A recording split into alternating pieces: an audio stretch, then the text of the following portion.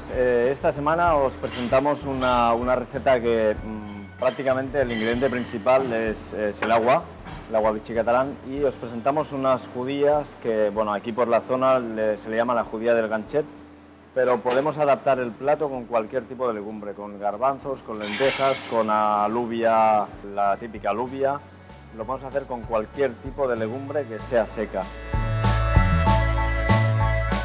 Lo primero que vamos a hacer para hacer esta receta será poner en remojo la legumbre, que aproximadamente tiene que estar unas 12 horas. Usamos el agua bichi catalán porque al contener bicarbonato natural lo que nos ayuda es a reblandecer un poquito la legumbre y que así nos quede una legumbre más tierna. Pues ponemos el agua en remojo, ponemos también todo lo que son las verduras, que la misma verdura la usaremos para hacer el sofrito.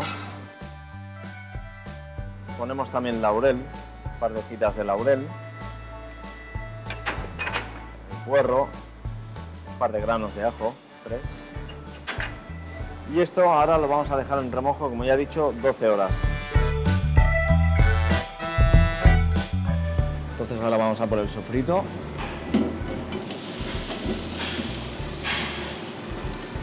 Añadimos la verdura. Pondremos la seta también ya.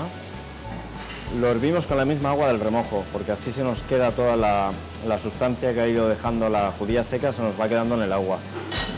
Ponemos un poquito de sal. Muy bien.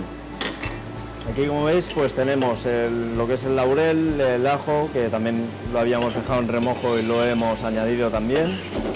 La cebolla, el puerro, la zanahoria, el pimiento, todo está aquí, ¿eh? Y ahora, una vez tengamos ya esto un poco rehogado, ponemos un pelín de vino rancio, que no sea un vino muy intenso, que sea un vino un poco suave.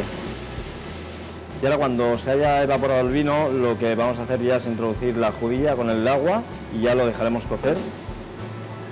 Y esto aproximadamente pues tiene que estar unos 40 minutos. Bueno, pues ya tenemos esto perfecto. Ya veis que es un plato nutritivo, fácil y para hacerlo el día a día, ¿eh? O sea, no es nada complicado. Pues nada, solo queda que hagáis todas las recetas en casa y ya veréis que los resultados son espectaculares con bichi catalán. Hasta luego.